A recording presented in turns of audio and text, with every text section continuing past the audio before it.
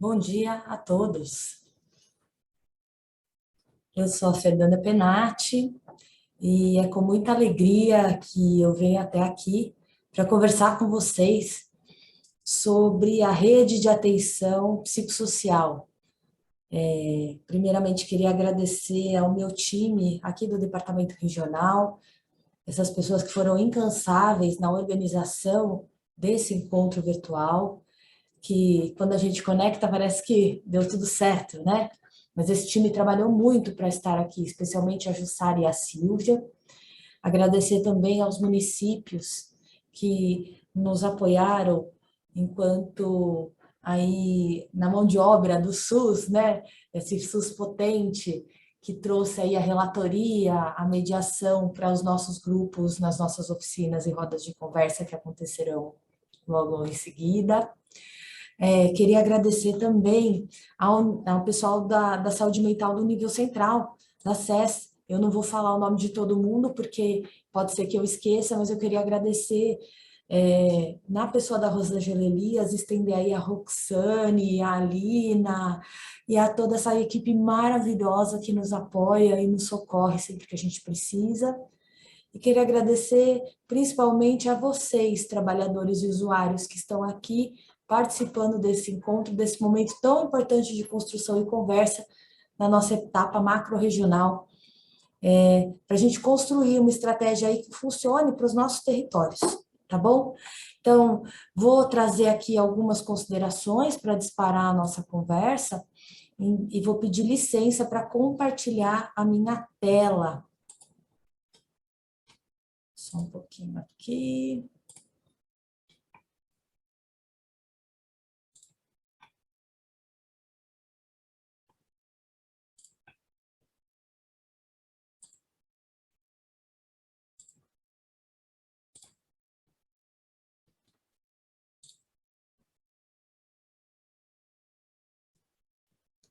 Aqui os agradecimentos, como eu já falei. Vou fazer uma reunião, na verdade, onde vou falar dos desafios, vamos conversar um pouquinho sobre os desafios das 4 regiões de saúde, né? Apesar da gente ter diferenças loco-regionais bastante importantes aqui na abrangência do território, basicamente nós temos esses desafios, eles são comuns às 4 regiões. Então, quando eu falo de 4 regiões, estou falando aqui da região do Circuito, da região de saúde de Jundiaí, da região metropolitana de Campinas, que não é Capinas, é Campinas, e da região de saúde de Bragança. E apesar das diferenças, a gente tem alguns desafios que são comuns, é isso que eu procurei tratar aqui na nossa conversa. Estou falando de 2 redes regionalizadas de atenção à saúde, 2 RAS, a RAS 15 e a RAS 16. A RAS 16 está inteirinha aqui na abrangência do Departamento Regional. Estamos falando aí de 4 milhões e 600 mil pessoas. Então, quando a gente for conversar hoje, é para essas 4 milhões e 600 mil pessoas que a gente vai estar pensando no cuidado em saúde mental.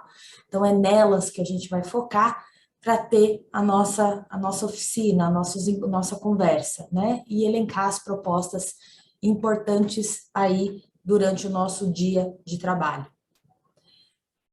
O modelo da política de saúde mental, ela vai prever, deixa eu colocar o meu rostinho mais para cá, um tiquinho, ela vai prever essa mudança desse modelo de atenção historicamente centrado na internação psiquiátrica como única estratégia de cuidado, para que o foco seja esse usuário, essa pessoa, né? Então, tentando fazer com que essa pessoa permaneça no território, e a gente consiga buscar, através de estratégias de acolhimento, com projeto terapêutico singular e com a clínica ampliada, a busca de autonomia desse indivíduo, né? Com isso, a gente promove a inclusão social, preciso de acompanhamento interdisciplinar e articulação com a comunidade e com as outras secretarias, né? Então, para que a gente consiga fazer um projeto terapêutico que funcione, a gente precisa também pensar na ampliação da rede de serviço territorial. Porque muitas vezes o que a gente fala é o seguinte: eu quero manter a Fernanda no território, mas a gente não conseguiu ampliar essa rede de serviço. Então, penso que uma das questões importantes para considerarmos hoje na nossa conversa é isso, precisamos ampliar essa rede de serviço e por onde? Pensando na lógica do território. Por que na lógica do território? Quem que falou isso? A Fernanda Penati? Não! A Constituição falou isso, pessoal. Então, a Constituição fala o seguinte, que a gente tem que ter como norteador a dignidade da pessoa humana, a inviolabilidade do direito à liberdade, né? E que a liberdade, que ela tem que ser mantida em liberdade, inclusive com liberdade de locomoção, ilegabilidade ou abuso de poder. Então, a Constituição prevê essa manutenção do direito de ir e vir e do direito da liberdade. A Declaração de Caracas, lá de 1990, também fala isso. Fala que deve haver preponderância dos serviços comunitários da rede de saúde mental. E fala também, e recomenda também que essas internações elas estejam em hospitais gerais, né? Hoje, aqui na abrangência do território, a gente tem muito pouco hospital geral, né? O que nós temos são os 3 hospitais especializados em psiquiatria, mas muito pouco leito, diante do que preconiza a portaria 1681 de 2015, tem pouquinho, não? Então precisa pensar em ampliação dessa rede. Quem mais que fala que eu devo tratar no território? A lei número 10.216, lá em 2001 já falava isso também, que preferencialmente essas pessoas precisam ser tratadas em serviços comunitários de saúde mental, né? E que o tratamento vai visar a reinserção social dessa pessoa no seu meio, que o regime de internação deve estar estruturado de maneira a oferecer assistência integral a essa pessoa, incluindo assistência social, serviço psicológico, terapia ocupacional, de lazer e outros. E veta a internação de pacientes portadores de transtornos mentais em instituições com características asilares. Tá? Por fim, o artigo 5º fala que a gente deve fazer uma política específica para essas pessoas que têm grave dependência institucional. Isso a gente viveu, né, pessoal, com o fechamento, por exemplo, dos serviços que tinha lá em Sorocaba. Então, tivemos aí recentemente a implantação de serviço de residência terapêutica no território. Certamente tenho certeza que os serviços daqui de Jundiaí, de Bragança, de Atibaia, Indaiatuba, Várzea Paulista, de Campinas, Amparo, que está todo mundo aí acompanhando. Deixa eu ver se eu esqueci alguém. Acredito que não tenho esquecido de ninguém, mas acredito que vocês estão aí acompanhando. Tivemos aí que expandir os nossos serviços de residência terapêutica, porque está escrito lá na 10.216 que eu preciso de uma política específica para pessoas que dependessem muito que estivessem há muito tempo hospitalizados. Então, a residência terapêutica, ela tem esse papel também de importante instrumento para reinserção social. Tá bom? Vamos lá. A rede de atenção psicossocial no estado de São Paulo tem um documento que expressa, né, a estratégia e os compromissos do estado diante desta RAPS. Então, quando eu disser RAPS, eu estou falando dessa rede de atenção psicossocial. Essa rede ela tem uma característica muito importante, diferente das outras redes regionalizadas de atenção à saúde, ela é uma rede por região de saúde. Por quê? Porque saúde mental precisa estar perto. É uma saúde que se faz dentro do território. O CAPES tem que saber quem são essas pessoas, ela tem que conhecer a família, ela tem que estar perto. A unidade básica tem que estar sabendo o que está acontecendo ali. Porque senão, se for longe, não conseguimos fazer saúde mental. E aí a gente para de seguir a lógica do território e passa a seguir a lógica do ambulatório. Né? Então, importante a gente pensar nisso também. E aí, se nós formos pensar enquanto política pública, 2 temas aqui vêm com bastante importância, não que os outros não sejam, são também, mas com bastante importância no cenário aqui do nosso território. Então, o primeiro deles, sem dúvida nenhuma, é a desinstitucionalização e o fortalecimento da rede de atenção psicossocial ou da saúde mental, como vocês quiserem, na atenção primária à saúde. Por quê? Porque eu tenho muito município que ainda não tem CAPs, né? E aí eu preciso fortalecer essa atenção primária para que esses profissionais da saúde também se sintam empoderados nesse manejo desse grupo de pessoas. Então, pensando primeiro, vamos conversar primeiro sobre a Desinch, né? Lá em 2008, o Estado foi lá contar quantos eram os moradores no Estado de São Paulo de serviços hospitalares de hospital psiquiátrico. E havia lá 6.349 pessoas que moravam em hospitais. Em 2014, nós refizemos esse censo. E olha lá, em 2014 tínhamos 4.439 pessoas. Havia, então, uma redução de 1.910 pessoas, 1.910 moradores. Entretanto, para nossa surpresa, a grande maioria tinha ido a óbito, ou seja, essas pessoas morreram aguardando o seu direito de viver em comunidade, o seu direito de resgatar a cidadania, né? Apenas 740 pessoas tiveram alta ou para suas famílias ou para serviços de residência terapêutica. O que a gente viu também é que havia novas internações, ou seja, não só não evoluímos da maneira como gostaríamos, como também fizemos novos moradores, em torno de 16%. Isso é muito ruim, muito triste. Isso nos faz repensar no jeito como vínhamos fazendo saúde mental, já que estávamos criando novos moradores. Então, pensando aí, desses 4.439 moradores, o Departamento Regional de Campinas, que é o nosso pedaço aqui, representava 2%. Né? O que nos chama a atenção? Veja que em 2008, 77% dessas pessoas eram internadas de maneira involuntária. Em 2014, vejam só, 61%. Então, isso também nos faz repensar, enquanto política pública, na maneira como a gente está internando os nossos usuários, né?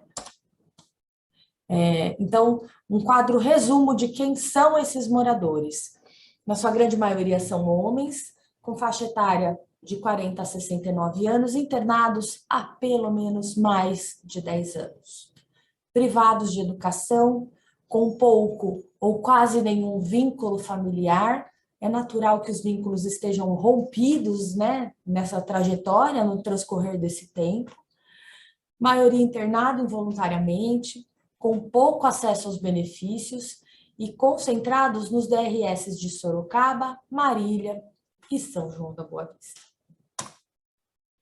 Aqui no departamento regional, vale ressaltar que a gente ainda tem morador, né? Nos 3 serviços, aqui nós temos a Clínica Fazenda Palmeiras em Amparo, o Instituto Indaiá, de Indaiatuba, e o Ceará em Americana.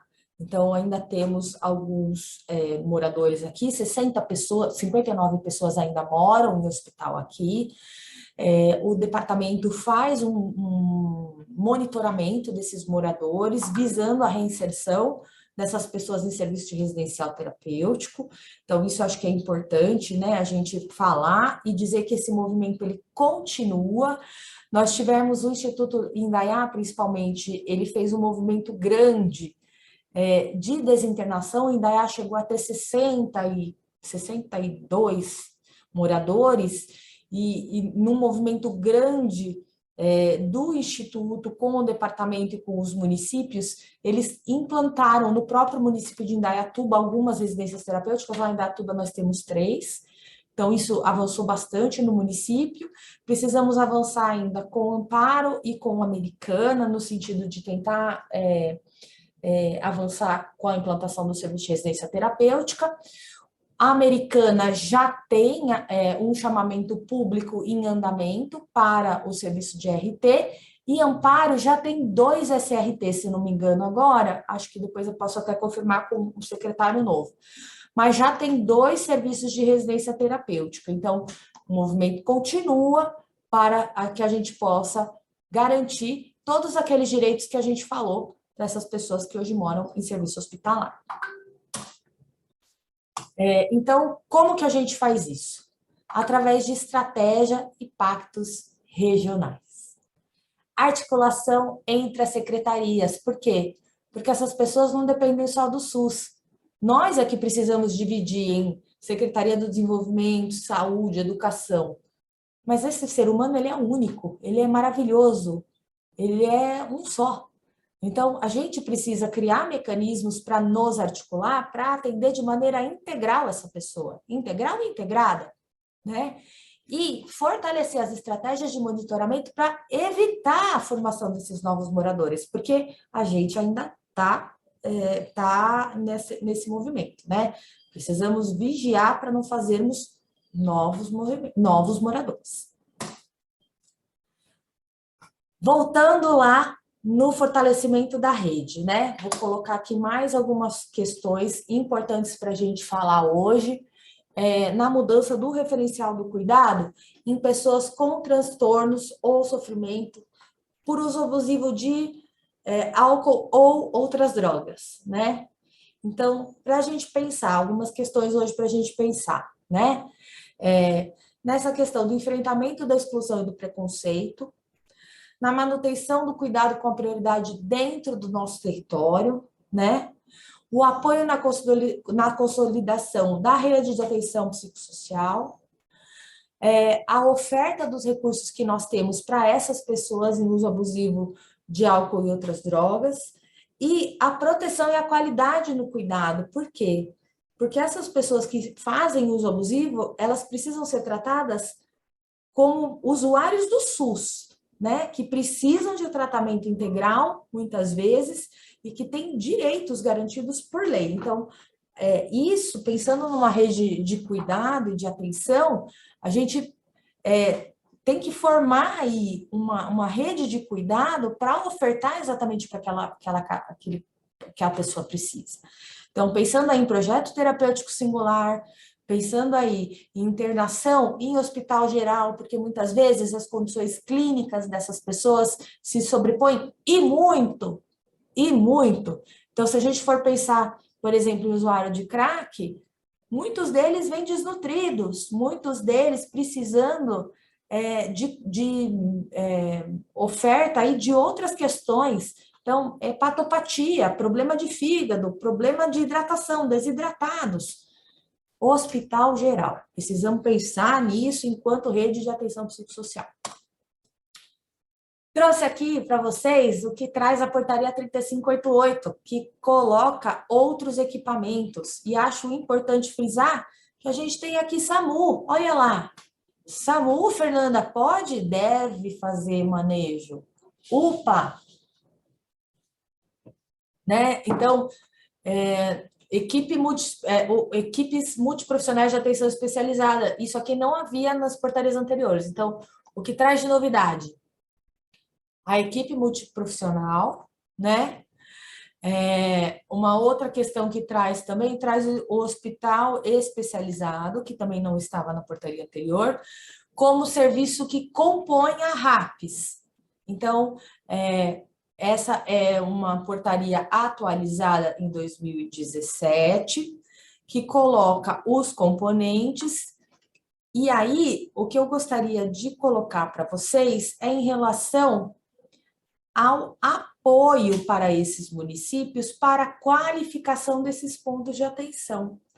Se a gente for parar para pensar que lá naquela portaria 1631 de 2015, que define critérios e parâmetros do SUS, lá na página 119 tem um quadro que vai dizer que municípios a partir de 15 mil habitantes podem ter um CAPS 1. A questão é que eu tenho muitos municípios que não possuem 15 mil habitantes. Então, pensando nisso, a gente tem que pensar nessas estratégias para apoiar a qualificação do cuidado dentro da atenção primária à saúde. Então, se a gente diz que a atenção primária tem que coordenar o cuidado e ordenar o serviço, ordenar as ações na RAS, isso também tem que valer para a saúde mental, né? Então, as nossas ações aí de coordenação do cuidado e ordenação das ações, pensar nessas qualificações também para as ações na saúde mental, na atenção primária à saúde, tá? Teve uma pesquisa do Instituto de Saúde que demonstrou que as ações de saúde mental na atenção básica, elas ficavam muito mais voltadas à troca de receita e ao encaminhamento ou para o ambulatório de psiquiatria ou para a troca de receita propriamente dita, né, ou para o CAPS. Então, pensar aí enquanto estratégia de promoção, ações de promoção de saúde mental, apoio para a permanência desses casos dentro do território, construção conjunta de projeto terapêutico singular, articulação dos recursos do território para a organização das ações da saúde mental e capacitação também dos recursos humanos para a gente pensar em como fazer essa rede ser potencializada, tá bom? Falei lá no início um pouquinho sobre os leitos de saúde mental. Então, certamente aqui no nosso território, esse vai ser um grande desafio. Então, lá, a portaria 1671 que eu contei para vocês, ela vai fazer referência a um leito para cada 23 mil habitantes. Então, se eu for parar para pensar aqui, eu tenho cadastrados 46 leitos. O meu DEST é de 148 leitos, né? Então, a gente precisaria ampliar essa rede para dar conta dessas pessoas. Então, fica aí mais um desafio para a gente pensar no nosso encontro de hoje, né? De como é que a gente faz para ampliar essa rede. Porque o que a gente sabe é que a média de permanência de hospital psiquiátrico é 3 vezes maior. Então, aqui a gente trouxe o quantitativo das médias de permanência por unidade de internação e tipo de hospital. Esse dado é um dado da CROSS, que é quem faz a regulação dos leitos de saúde mental para a gente. E a gente conseguiu observar que a média de permanência realmente é maior no hospital psiquiátrico do que nos leitos de hospital geral, tá? Outro slide que eu gosto bastante é que também demonstra que quanto maior a cobertura do Centro de Atenção Psicossocial nas regiões de saúde do Estado, a gente consegue reduzir a taxa das internações. Isso quer dizer o quê? Não é que as pessoas ficam menos doentes, mas elas internam menos. Quando a gente tem equipamento dentro do território, as internações elas diminuem. Isso tudo, o que a gente está focando aqui, né? Pensando aí numa política de cidadania com garantia de direito, focada no indivíduo. Então, para a gente debater hoje na estimulação dos municípios na construção dessa rede, para que possamos promover o cuidado integral dessa pessoa, principalmente naquela que está em situação de vulnerabilidade, olhando não só para ela, mas também para sua família e combatendo o estigma e o preconceito que a saúde mental sofre há anos, né? Vou falar um pouquinho em relação ao transtorno do espectro autista, pensando aí que nós temos os CAPs que atendem aproximadamente 6 mil casos de transtorno do espectro autista, pensando aí na ampliação da rede de serviço territorial. E o que a gente sabe é que a intervenção precoce, ou seja, quanto mais breve eu faço uma intervenção nessa criança pequena, a gente consegue alterar o curso desse agravo. Então, essa criança, ela tem uma interação com um mundo diferente. Costumo dizer o seguinte, que quando a gente faz intervenção precoce, a gente abre uma janela para a criança, para o mundo. Então, é nesse sentido que eu gostaria que a gente olhasse hoje, né, que vocês debatessem hoje, como que a gente consegue pensar nessas crianças pequenas com diagnóstico de autismo, e de que jeito a gente cuida dessas pessoas já diagnosticadas que estão no nosso território, como que a gente faz cuidado para essa saúde, para essas pessoas, né? Num modelo territorial. Pensando agora um pouquinho em outro aspecto em relação à estratégia de programa de prevenção ao suicídio, né? Acho que é importante lembrar que no Brasil o suicídio está entre as 3 maiores causas de morte de adulto jovem. Então, pessoas com idade entre 15 e 35 anos, a gente tem aí a segunda maior causa no Brasil.